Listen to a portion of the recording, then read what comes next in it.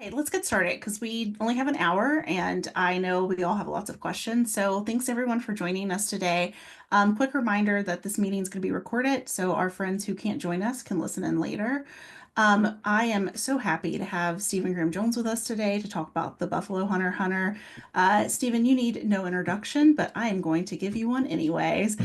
Stephen Graham Jones is the New York Times bestselling author of The Only Good Indians, My Heart is a Chainsaw, I Was a Teenage Slasher. His newest novel, The Buffalo Hunter Hunter, is the chilling historical horror novel set in the American West in 1912, following a Lutheran priest who transcribes the life of a vampire who haunts the fields of the Blackfeet Reservation looking for justice. Stephen, thanks so much for joining us. I know you have a busy schedule, so I really appreciate it. Oh, I'm glad to be here. So let's kick off. I'd like to start talking about how you developed the distinct voice for Arthur Goodstap and Etsy, because I'm always impressed when we have two point of views in a book, but in this book you have three. So how did you maintain those voices throughout to keep them distinct, and how did you develop them? Oh, I guess the first step of that was just figuring out kind of what the headspace is for each of them. Of the three, Arthur was the easiest. Like his encrusted, Baroque, weird voice is the voice that's in my head all the time. So that was quite easy. This use of vocabulary he doesn't quite have a handle on. I feel very at home with that. Um, Etsy was only tricky because she is a cat owner and I'm not a cat person. So I had to figure out what's it like to be in the head of a cat person. That was wildly different. And Good Stab, I had to inhabit a space that was just not Western, basically. Um, that sees no dividing line between the natural and the supernatural. And therefore he thinks a lot differently. And also he came up in a different tradition. He came up with stories being told in a lodge around a fire, sometimes, acted out, sound effects, all that stuff. So this idea of his story being captured on the page, I don't know, I'm not sure how natural that was to him. I'm not sure how much he was playing. Oh, I don't think he was playing towards that exactly. And so that was the first step. And then after that, it was a matter of figuring out who had access to what punctuation, who used coordinating conjunctions this way as opposed to that way, who got the long dashes. That was Arthur, of course. And Etsy had access to anything she wanted, even Arthur's long dashes. And then Arthur had like a subset of what she had, along with some weirdnesses with his vocabulary and his diction, I guess I would say. And then Goodstab was the most limited of them all, but then his kind of got to flower open a bit in terms of vocabulary. So it was fun. It was a good time. And I know, I mean I'm not trying to sound like I have like great writing muscles or anything, but to tell you the truth, that was the easy part of the book was keeping the voices distinct.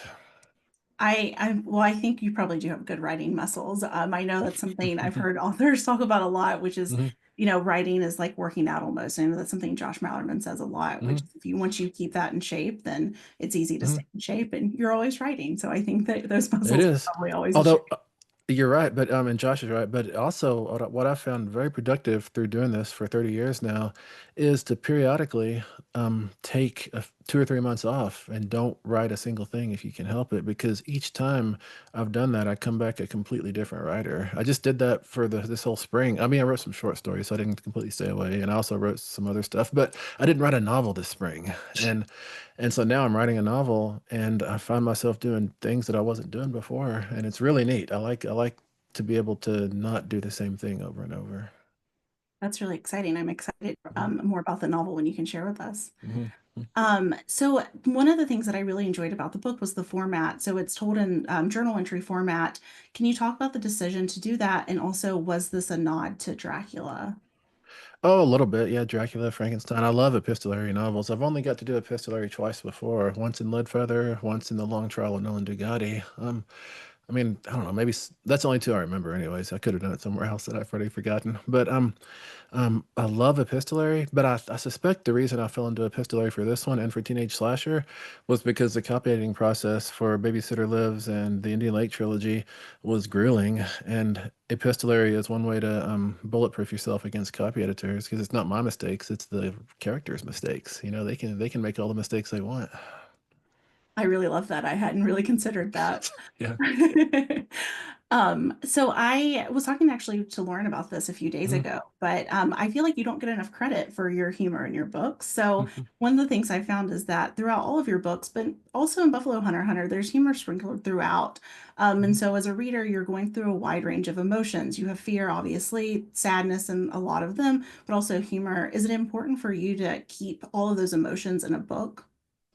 It is, yeah. The trick with humor is I think all writers have the, I don't know, tendency to just drop a funny line, to stage a funny image, to, construct a pratfall, whatever it is, whatever their level of humor is, or whatever's needed for that scene. The hard part with humor is not deleting it because humor is always a risk. You never know if your punchline is going to land, if the visual is going to make somebody grin or not.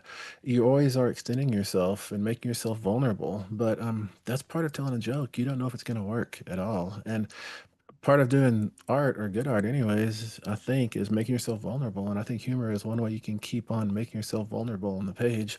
But for me, yes, I don't delete the humor, or I don't delete all of it. I probably delete some of it because it's just stupid stuff, you know. But um the reason I leave it in the stories is because I think a world is scarier if we recognize it as our own world. And our own world has people who make stupid jokes, who crack wise when they're nervous, and like you trip over something trying to walk through a scary cave, you know? And that keeps the world real to me. These worlds that are just grim and dark and sad and tragic all the time, that doesn't feel like a real place to me. That feels like a horror story. And I want it to feel like a real world where the horror can bleed across into my world and keep me from turning the lights off at night. Yeah, I think that's one of the things that Mhm. maybe, to me at least, makes your books super scary is that Mhm. it feels more realistic, but also that little break of the humor, even if it's just a second, allows you a Mhm. chance to breathe and Yeah. be sucked back into the horror. And I think that's very effective for No, you're a totally right. Yeah, the humor, the mechanical way humor works in horror is it's a pressure release valve. It like keeps you from climbing too high and then keeping on a screechy plateau for the whole story, and that just becomes monotonous. Or there's no variation, no up and down, no rhythm. But yeah, humor lets you reset over and over. Like in Alien, when whoever it is back in the underbelly of the ship looking for the xenomorph, and they encounter Jonesy, the cat, and that's a screechy moment which allows us to reset and then climb that shrieky incline again, and that kind of stuff is so important. And the it works a little bit differently on the fiction page. The incline, like the dread incline, is a little bit different, but if you back off far enough, it's the same.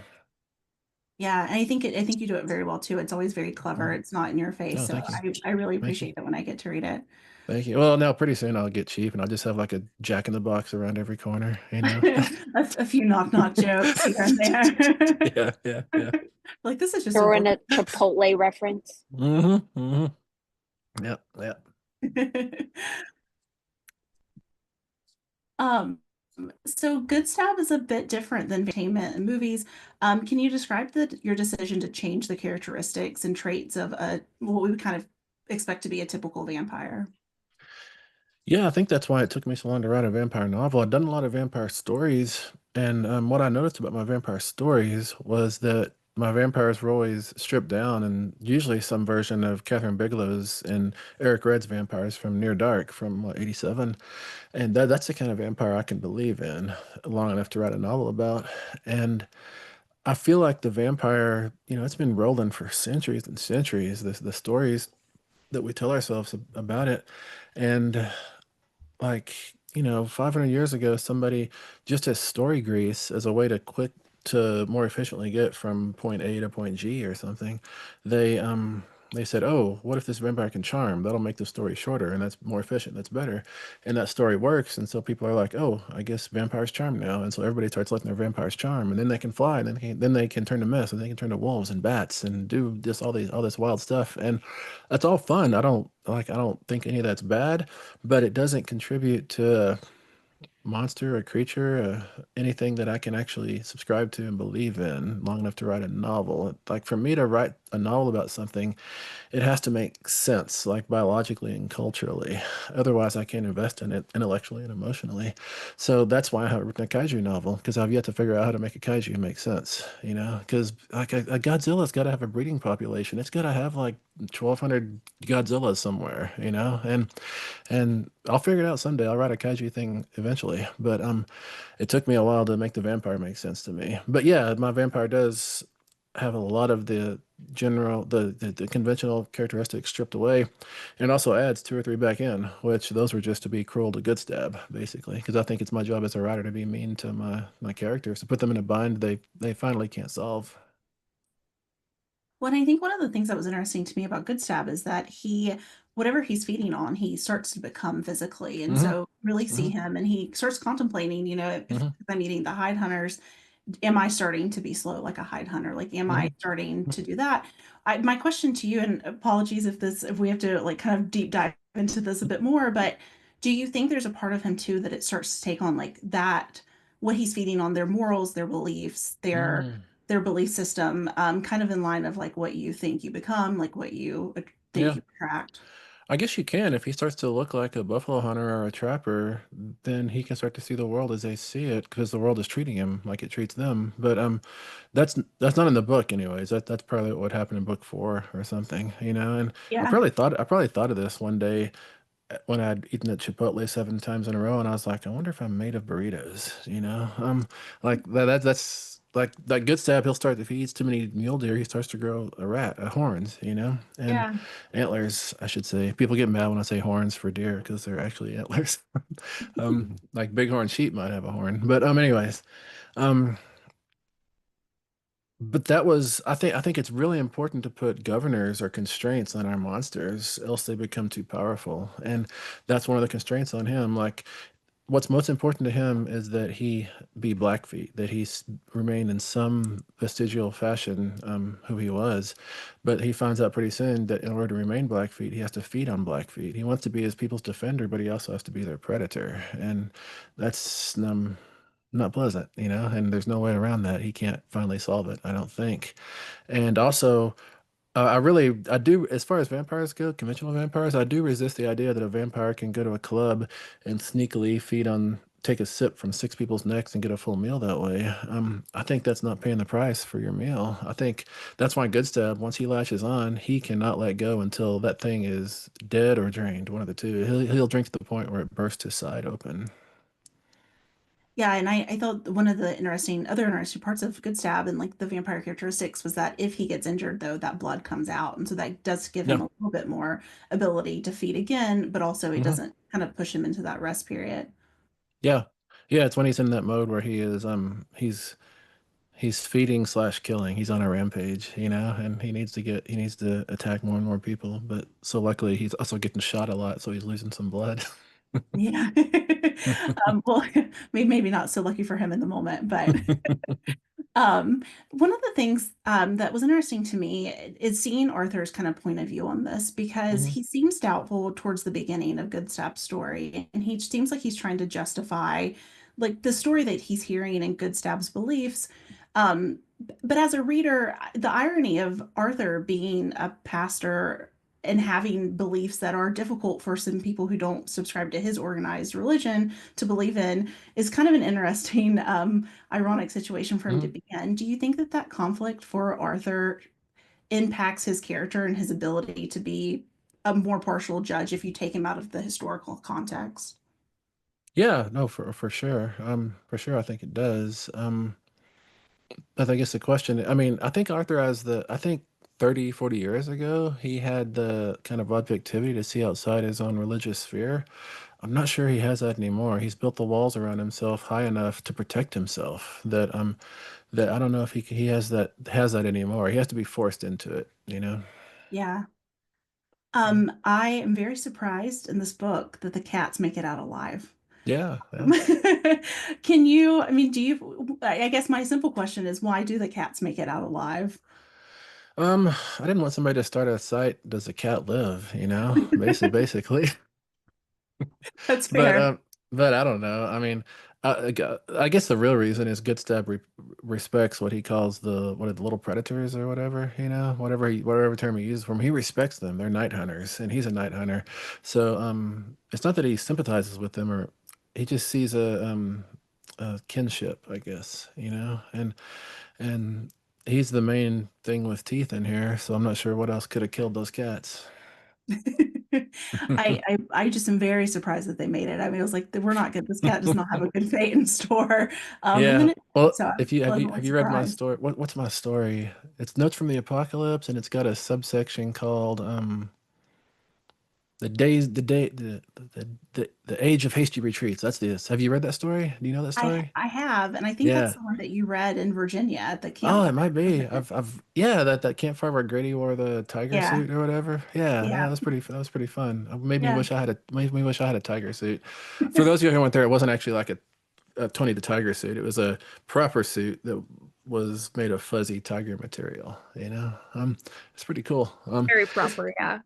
Yeah, it was excellent. But yeah, in that story, the cats don't live, very much don't live.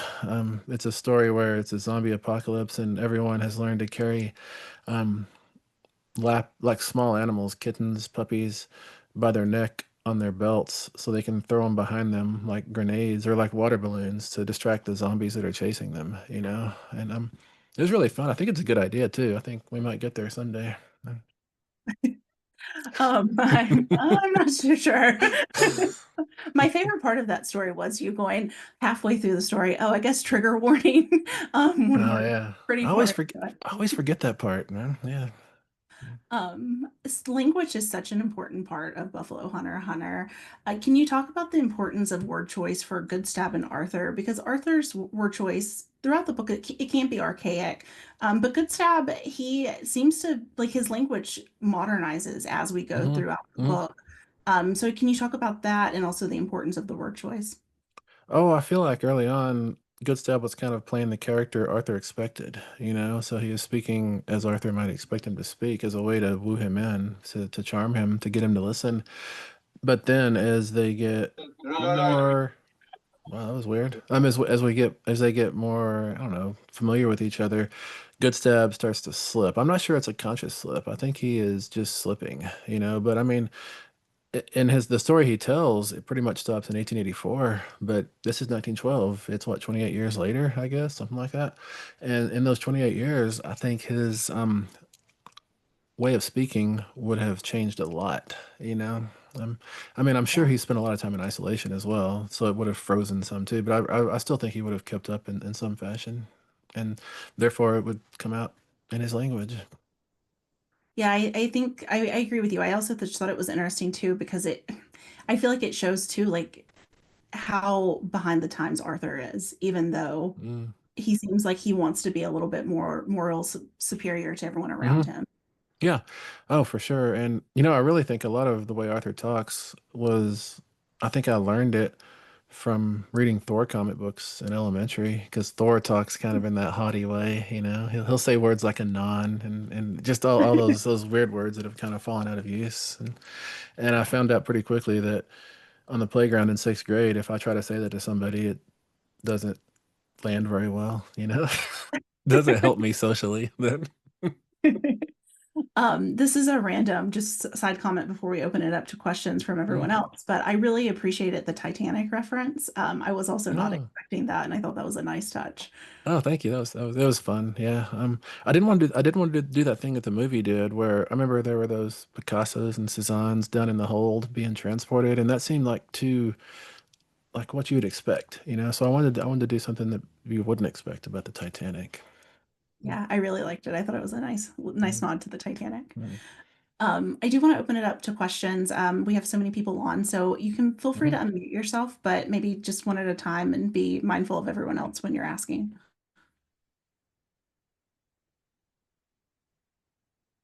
Anyone can kick it off.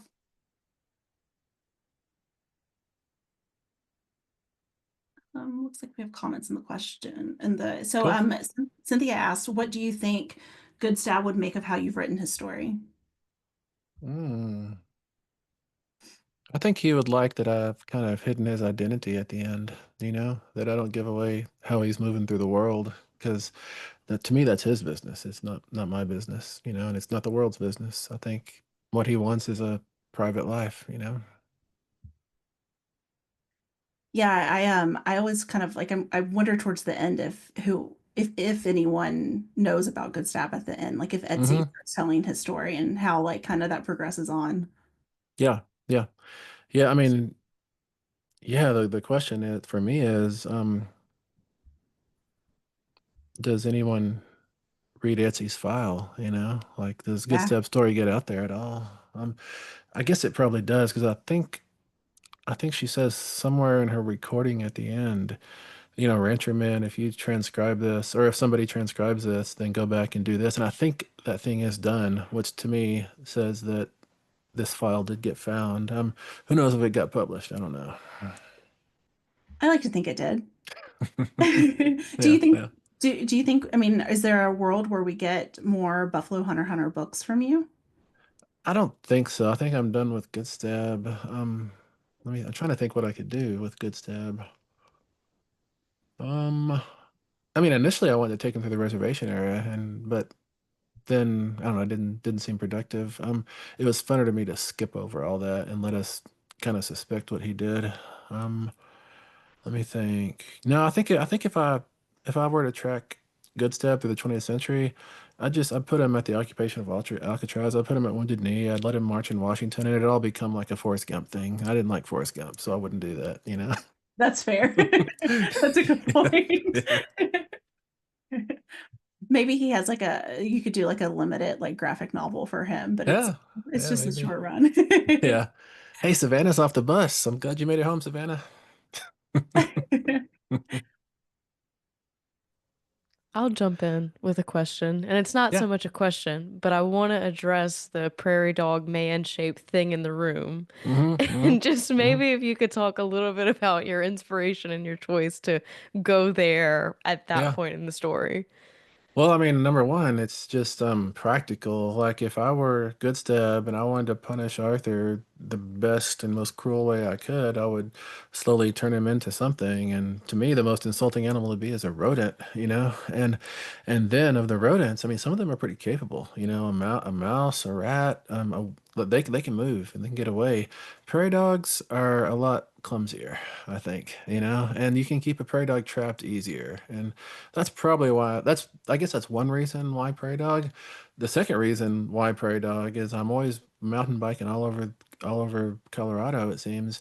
And fully a third of those pedal strokes are through prairie dog towns. And so them dudes are always watching me. And I love to ride through and when the young ones are running from here to there, you can bark like a dog and they freak out and they have a big panic attack, and they run for their hole. And it's about the most fun you can have. And the adults have figured me out. They initially run away, then they look at me and they kind of are like, "Oh, it's you again." But I spend a lot of time hanging out with prairie dogs. So I've now written, I guess I've done that. I've done the God of Low Things. I've got the Backbone Backbone of of the the world. World. Yeah, Yeah. Backbone of the World. Yeah, and those are the three. Those are the two Prairie Dog stories I can think of. There may be another one or two. I don't know, but yeah, I'm always around Prairie Dogs. They're interesting. They're interesting to me. I do want to say quickly, Mm, if anyone read the Backbone of the World on mm. audio, which I think a lot of people did because it was free, you have to go back and get the ebook or the other version because you have to read the author's note. When I reread it on audio and that wasn't in there, I was devastated because that made me sob. So that's everybody's homework if you didn't read the e-version. I didn't even realize it wasn't on the audio. Maybe I should have realized it because I guess I must not You have would have had recorded to it. do it, I guess. Yeah, I know. Yeah. Stephen, if I can, I don't know if anyone else is going to speak. I know Mm, there's a bunch of questions in the comments. mm. Firstly, thank you so much for this book. It's absolutely stunning. Thank you. For me, the most amazing parts of it was really when Goodstad was with his family and Hmm. was when he was with the people. In particular, when when his father found him again and saved him. Can you talk a little bit about how the family part to me was the most integral part? Could almost forget Arthur and Etsy and just the way in which he had to deal with this horrible life that he's now been given, and how he Mhm. has to deal with how he gets to see his people and how he has to watch his people suffer, and he oftentimes is integral to that, while at the same time he has so much love and affection and caring for them. So can you talk through especially the father role, where his father saves him in a particular scene and brings him to the trapper? Yeah. That scene, when I initially wrote that scene, that woman that he drinks her slight amount of blood in that lodge that's been left behind, that she's dying in. She originally wasn't someone he knew from his childhood. I think that's Tall Dog's mom. She wasn't Tall Dog's mom. But then I went back and looked at it, and I thought, I can make this hurt more. And that's really what the family stuff is about. How can I make it hurt more? And I've got to think that's what hurts a vampire the most is you have these family relations, and suddenly you're frozen in time. Basically, you're not aging anymore. Your family is moving on without you, and that's got to be, to me, that's the worst part about being a vampire. And that moment, or that scene right after he drinks that old woman, Tall Dog's mom, and he gets to have that conversation with his dad, that was one of my favorite parts to write of the book. But I knew, because it was my favorite, that I had to keep it short, because it's too easy to indulge yourself as a writer to say, oh, this is so fun, I want to go on for 40 pages, and so I had to keep it really short, and that's why I had him take a pull off that pipe to abruptly stop it. Mhm. Hi, Stephen. Okay, Tansei. Hi. Mhm. I'm Cree. I'm Acadian, and I'm coming to you from unceded Mi'kma'ki, which is on the very east coast of Canada. Nice. So I wanted to piggyback on that same Mhm. topic because that was Mhm. also my favorite part. Um, yeah, it was really like a cool, also emotional part to realize what was happening in the scene, and I don't want to Mhm. give too much, but yeah, what was it like in the process for you um weaving in a little bit of Blackfeet traditional knowledge? I talked to my class, my Indigenous Literatures class Mhm. at Mhm. UPEI about your work. So thank Thank you you. so much for this book. Mhm. Yeah, absolutely awesome.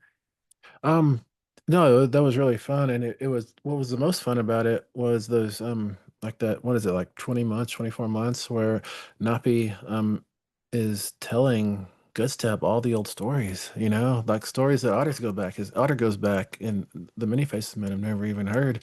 And I really like to me, yes, it's a curse being a vampire, but then suddenly Goodstab's life becomes so much more valuable because he is the repository of all these stories. And the question is, how is he going to share them? And I don't know that. And I leave that to Goodstab to figure out, to try to navigate. I don't know how he's going to do it. And I mean, he's going to be feeding on people too, so it's going to be all complicated as it should be. But um, I don't want him to make him, I didn't want to make him be like an easy font of the stories. It had to be complicated. And but it was really, really fun too. Like some of those stories too, I like, some of them are actually stories that I've heard and read, and some of them I just made up, because I had to come up with some stuff that nobody would know. So it actually feel like Good Stab has special stuff. And no, it was really, really, really fun. And also, I'm sure I got some stuff wrong, like how to handle a pipe. I don't really know that very well, and so I kind of had to fake it a little bit. And but if you can fake it so it feels real, that's always what I'm going for. you know. That's also Yeah, my. thank you so much. Yeah. Thank you. Cynthia, I see you have your hand up. I do, but I saw a question in the chat. I don't know if we want to tackle those first or toggle back and forth. Oh, you can go ahead. So first of all, thank you, because when you were talking about how this book really hurt, like it really hurt, Mhm. but Mhm. in a way that matters and it's going to stick with me. And what I was curious about is, because that's a thing with your books where you really do cut so deep to the core of these characters that we somehow also care about even when they've done terrible things. And what I'm wondering about is, was there ever a part where you said, no, no, that hurts too much, I've got to dial it back a little bit, or sprinkle something else Hmm. in? As a, I would say as a horror writer, I think just as a writer, whenever I have that spark of an idea of, oh, I could do this, and then I have that kind of pullback of, oh, I shouldn't do that. That Mhm. to me is always the clear sign that I have to do that, that I have no choice but to do that. And it's not fun. No, like what Goodstab, what he claims to be there to confess to Arthur for what he did, like to, I don't know, have y'all all read it? I don't want to spoil it, but for what he does at the end anyways, or at the end of his telling, um um I didn't want him to have to do that, but once I realized that that was a possibility, and I only realized that like maybe a page or two before it happens too, I realized that that's the worst thing that can happen. Therefore, that's what's got to happen, you know. Um, like to me, the more it hurts, the better it is. Mhm. I'll read a question from the comments. So Taylor asked, she said, when I was reading, I thought about vampirism as a sort of parallel to colonization, as Mhm. Gustav loses himself as he feeds on the life around him. Is this something you thought about when writing this story? No, it's not something I think about. I never think in like thematic terms. I like to hear people say that kind of stuff because it means maybe there is some unity or some organic component to the story that it's holding together and it's like doing a single thing, or a variety of single things. But um, no, I can't. I'm afraid to think like that. I'm afraid if I think like that, then the mechanical things that need to be happening at a much lower level are going to start happening because of because of the thematic things, and it's much better when the mechanical things hold together and the thematic stuff just kind of rises from it and happens to hold together. And when that works, it's great. It doesn't always work. I don't think books necessarily need that thematic read either. When it's there, it's great, but it doesn't have to be there either. For me, anyway, it's for me to enjoy a book, for me to write a book, but yeah, when it's there, that's fun, you know, and it's wonderful, and I'm glad people get stuff from it. But it's not necessary. I don't feel like it's stuff I necessarily write in. Although, I mean, I will admit that, like in Indian Lake, it was fun to name Terra Nova, the new world, and that was intentional. Yeah. AK, I see you have your hand up. Yeah, thanks. Sorry. I don't know if the mic is on my laptop or this, so I have to like make sure it's down. So I know somebody a couple questions ago was asking about the traditional indigenous languages and things of that Mhm. nature. My question is, was this a vampire story that you knew you wanted to include or mesh historical events with, or was that something that came after or Yeah, before? that came after. All I had to start this novel was a single kind of, I don't know, I would say a frozen image, but really it was like 30 seconds of a scene where an old-timey preacher is delivering a sermon and the his congregation files out and there's one person remaining in the back wearing the same black robes he's wearing and black sunglasses. It's an Indian dude. I didn't even know he was Blackfeet at the time. I should have because all my characters ended up being Blackfeet, but I didn't even know that. And I knew that guy was a vampire, and I knew that it was really fun to put a vampire in a church, and that's all I Oh had. And yeah. because it was an old timey preacher, I thought, well, when can I set this? And I kind of randomly landed on 1912. I thought I'll put that as a placeholder and see if it holds, and it ended up working out because the Trinity Lutheran Church was built in 1906, so 1912 was enough time for it to have established itself and have a congregation and all that. And then Good Sad needed something to be mad about, and so I picked the obvious thing, you know. Yeah. Obviously. No, it was great. I loved it. Yeah, yeah, We all loved it. I know everybody. I have heard nothing but good things about it. In all honesty, I was waiting for yeah, those, negative reviews to trickle in, yeah, but I honestly haven't seen one, and that's really yeah, awesome. And yeah. congratulations. Seriously, it's doing so great. Really. Thank you. Thank you for joining Yeah. us too. Oh man, this is great talking to you. Y'all got great questions. It's fun. Mhm. I will do another question from the comments. So I think, let me make sure. Max said, question about the vampire rules. When the Catman says that they can indeed die, is Mhm. it literal or more the lines of loss of self, ego, death that Goodstab inflicts on him with the fish, entertains to do himself with the mice. If someone catches that unusually long surgeon and fries it up, is it dead? And then they also asked, did Etsy actually kill Prairie Dog Arthur at the end?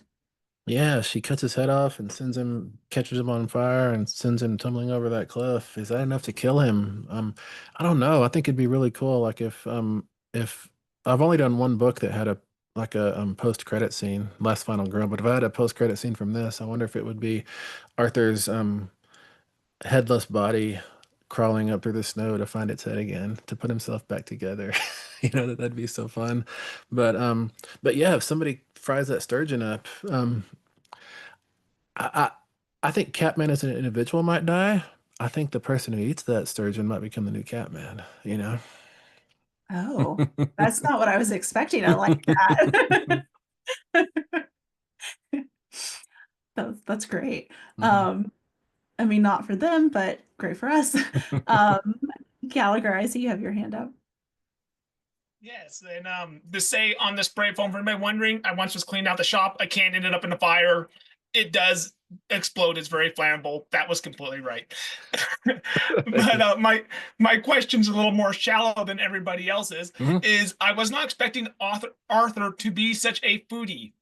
I mean, there's no question on how much he loves food and it describes it and Yeah. everything. And I honestly really like that. And so, was that something you planned, or is that just kind of happen as you created him?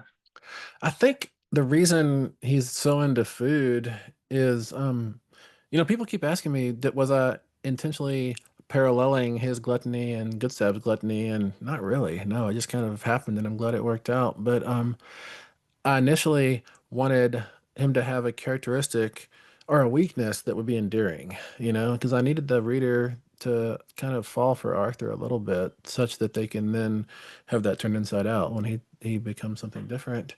So that was the only reason. But food writing is not what I am into. It's not what I do. Eating is really not what I'm into, not what I do. And whenever food stuff is happening on the page and stuff I read, I just skim over it. I'm like, all right, they ate some stuff and the butter was good. I don't care, And I love reading Louise Erdrich.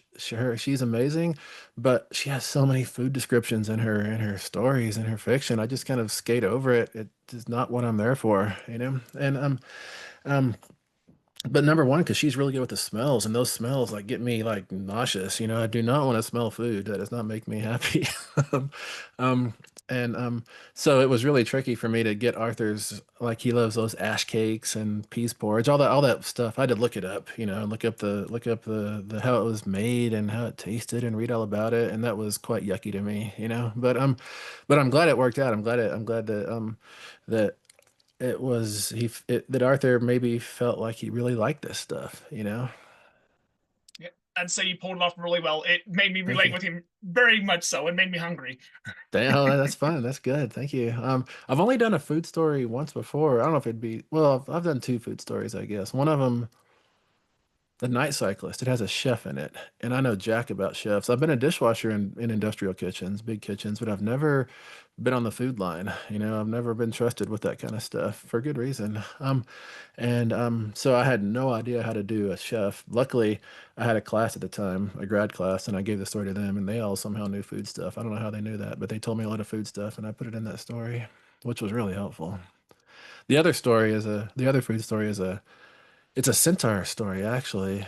When swords had names. I don't know if any of you have read that one. It's about this guy who, in a fantasy world, who he happens to figure out that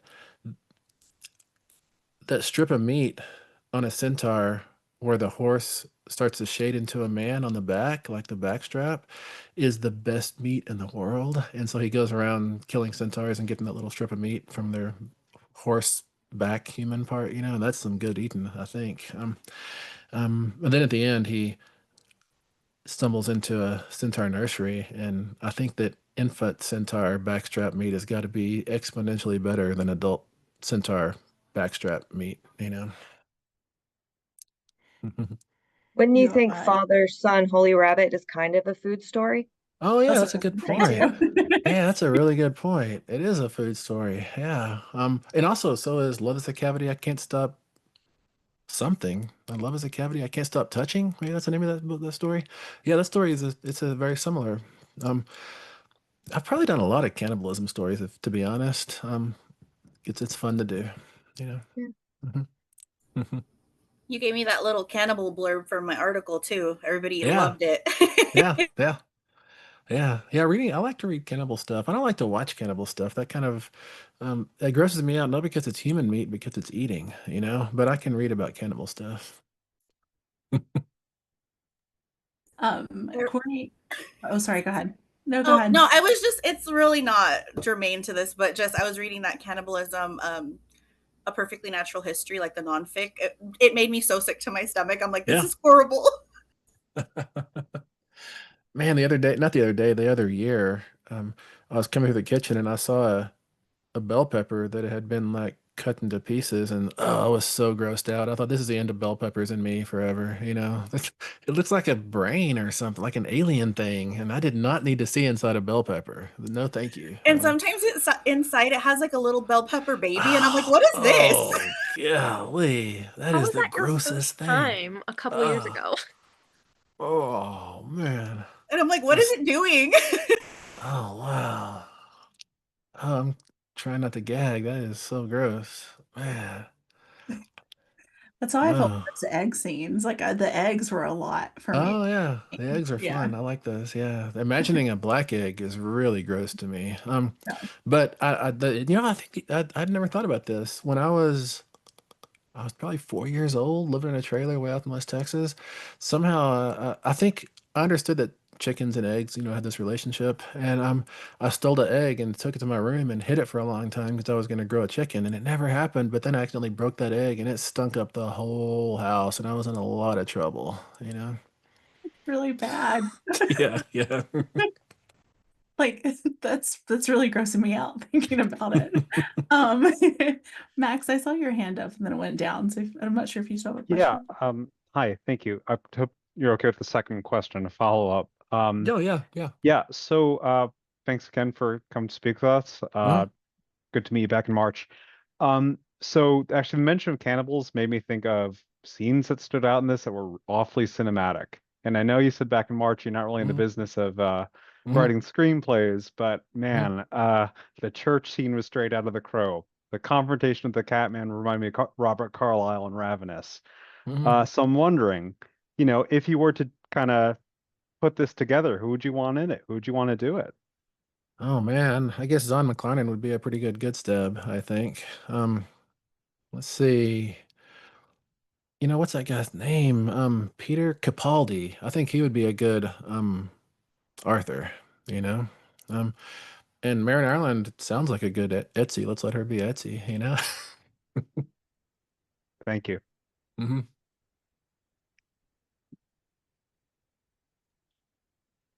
Oh, Monica. Hi, can you hear me okay? I can. Thanks. I do want to say I really loved the book a lot and I couldn't put it down.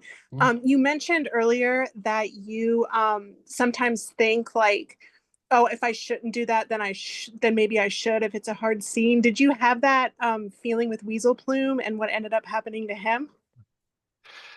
Yeah. Well, it's kind of the same way as like PETA and the Good Indians, Once you put a character on the page who is like really good, and you're writing a horror story, you've got to kill that in the worst way you can. You can't if you let them live, or you're writing horror. So it is kind of a bummer sometimes when I'm writing along, having a good time, and suddenly this sterling, perfect person stands up, and I'm like, oh, it's good to have you for a little while.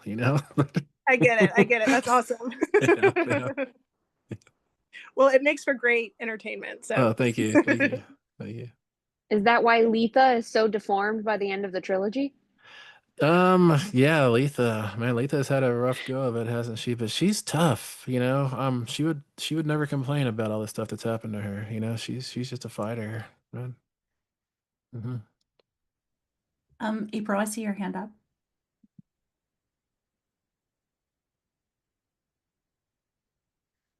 Maybe on accident. I don't.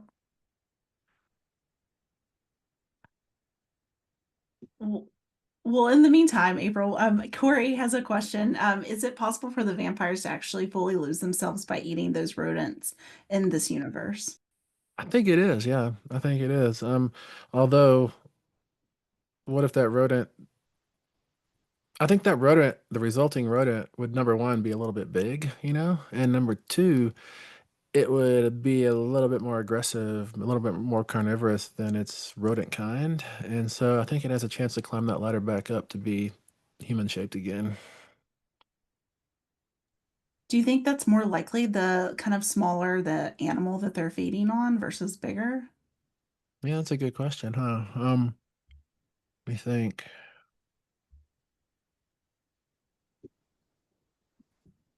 Trying to think if like a marten or a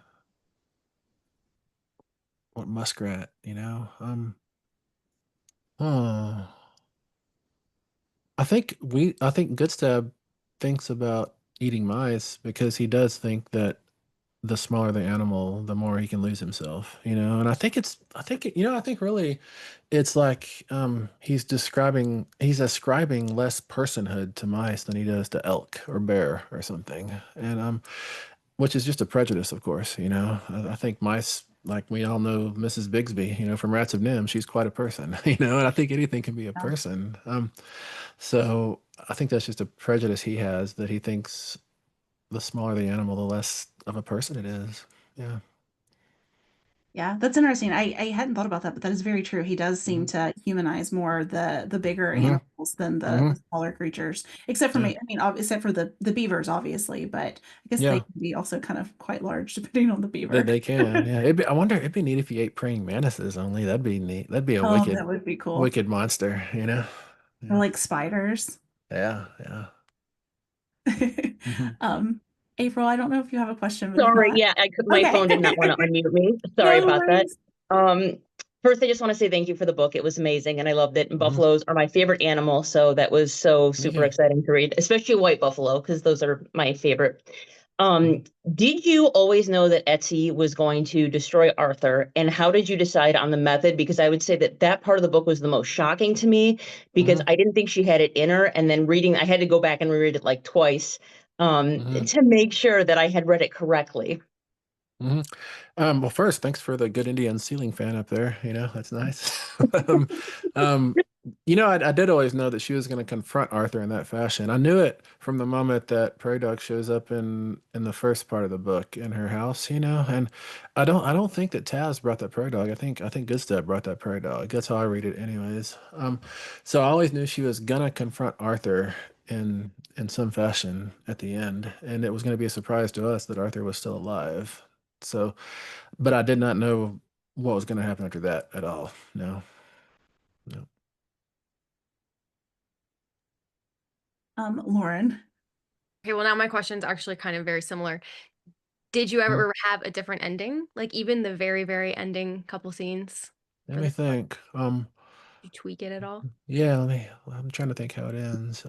Yeah, Tracks for let you. me- yeah, that's yeah. How? It's like that. I mean, even the end, Arthur's head. I'm sorry, Yeah, book club, so I'm assuming everybody has read it. yeah. But mute real quick the laptop for like 10 seconds if you haven't. Hmm. You know, he's gone off the cliff now, Hmm. and then Hmm. Etsy raises her hand, and Goodstab's like, I'm not waving back, and he just goes with his people off into the thing, and that's what we Yeah. get, and it's great. I think that is the original ending I wrote, although I rewrote it for like it felt like forever because I couldn't figure out the wording. The wording, like I initially landed on saying vampire twice, you know, and then Joe Monty at Saga told me I only get to say vampire once, and I was like, no, I need to say it twice. And so we went back and forth for that for like what felt like forever, and finally, I came up with saying Nexerer instead of vampire for the right close to the end, and um, that seems to work because I'd planted that word earlier, you know. But um, what happened is was always what happened in this book. It's not always the case. Like Chainsaw radically altered. A lot of the books radically like Babysitter Lives was wildly different than the version that exists now. But I think Buffalo Hunter x Hunter, the first time through that ending, it was almost exact. It was except for wording quibbles, it was exactly what it is now. Yeah. I know you've been asked to change your ending before and refused, and it sort of Yeah. blew up the whole book. So Yeah, yeah. just curious. Oh, yeah, Seven Spanish Angels, right? Yeah. Yeah, yeah, yeah, for sure. But I'm glad it blew up. It's a good lesson to learn, you know. Oh, that's a good book though. Oh, thank you. Thank you. But it greatly helped Chainsaw, you know. Yeah, like Chainsaw wouldn't have opened up into a trilogy if it had ended with everyone dead, you know. So So you had to leave Jade alive at least. yeah. I have a quick question, and Yeah. it's not letting me show the video, so I'm sorry. You're just gonna Mhm. get like this black screen. Mhm. Ha so first off, like everyone else, it's a great story. Love the book. Thank you. Everything else. Reading, I guess, the acknowledgments and leading up to it with your as a professor, how does balancing your teaching, you know, like you say, you're teaching, I guess, about vampires, and then how did Mhm. this, how does that, in terms of like balancing, like writing your story and then teaching, and I guess how does that kind of go hand in hand? I guess what advice would you give to someone who's writing and certain things like that in terms of the work? I Mhm. say work-life balance, but like, Mhm. you know, working in a college atmosphere and then Mhm. writing and all of that, and how does that balance go into it? I guess first off, I feel like I never actually found that balance. I just am always running, trying to keep up. I'm trying to sleep less and less and stay awake more and more to I never achieve balance. I just somehow make it through this day and then the next day and also the next day.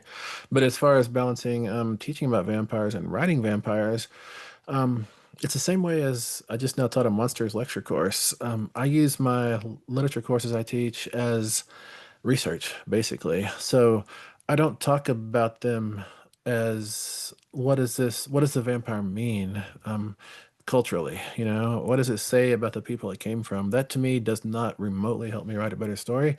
What we tracked the whole semester through vampire class was why does this vampire have this characteristic and not that characteristic? How is it limiting? How does it open things up? And that's what we study. That's what I'm really interested in, the mechanics and the balance. That's what I'm super into. I'm not remotely into what does it mean. What does it mean has never held any interest for me. How does it work is eternally interesting. So that's the way I teach. And um, yeah, I don't think I write this book if I don't teach that vampire class. If I don't track the characteristics through so many books and films.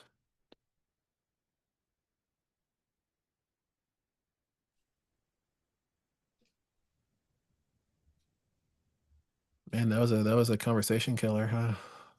No, oh, Savannah has her. I was like, someone has their hand up, but it wouldn't show me too, but it's Savannah.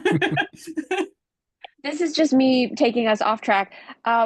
What were your initial thoughts on Sinners? Because it's been beautiful Mhm. how many people loved it, and I Yeah. usually email you or text you about the recent horror movie once I've seen it. So, what was Mhm. your thought of Sinners, and how do you feel about a lot of influencers or bookish community members recommending both Buffalo Hunter Hunter and even Reformatory for people who love Sinners, what to read next? No, that's a huge honor. Like I think I just read today that Sinners is the most successful movie since Coco in 2017, right? I'm so it's so cool that horror is having this big splash in the world, a continuing splash, you know? Splash sounds brief. I should use some different term, shouldn't I? A waterfall or something.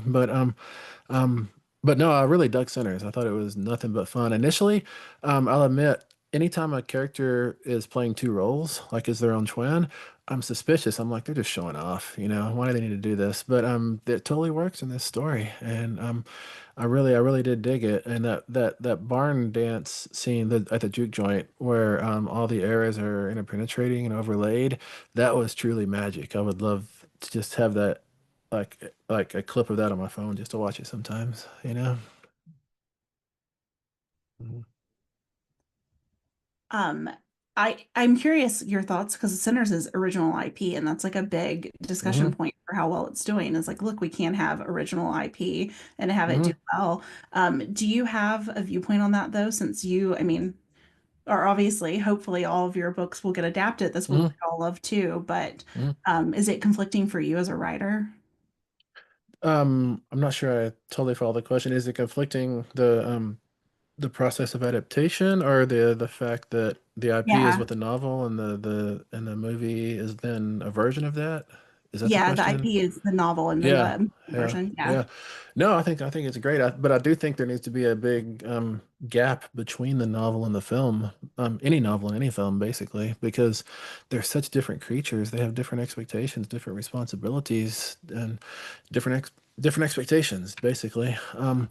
So so far I've spoken to a lot of people about adapting Buffalo Hunter x Hunter, and they all have their own different take and what to keep, what to throw away, what to combine, what to skip over, just how to get it told in feature format, basically. That's everybody seems to want it to be a feature.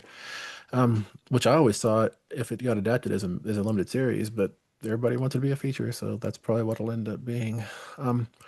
And it's neat what people did, the different things people think are important, you know. I guess I can't go into it too far without giving stuff away, but I'm thrilled for it to change, you know, because it has to change. Things have to adaptation is what we call it, but it's really transformation, I think. You know, it's how do you preserve the beating heart but dress it up completely differently. Yeah.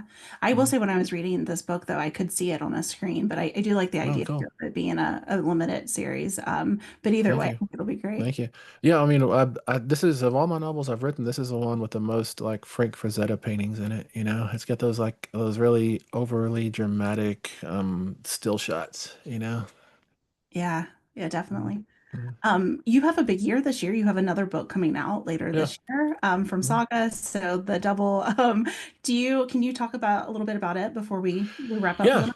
You know, it's neat. I didn't ever expect these two books, Babysitter Lives and Killer on the Road, to be paired as they are, but it's kind of neat because it's two basically late high school age female protagonists, but they're quite different from each other. They have like I don't think they would get along actually. And they're plugged into different stories. One is a chase story, and one is I've stepped into a hole I can't get my foot out of kind of story, you know. And um, they're both I think they both go probably about 60,000 words, so they're like at the bottom, like lower limit of what we consider a novel. But I think that like the novel I'm writing now, I'm trying to teach myself to write short novels again. I used to do a lot of short novels, and I want to be sure that I still have that muscle, you know. So these were two short novels. They're actually the two short novels I wrote trying to write.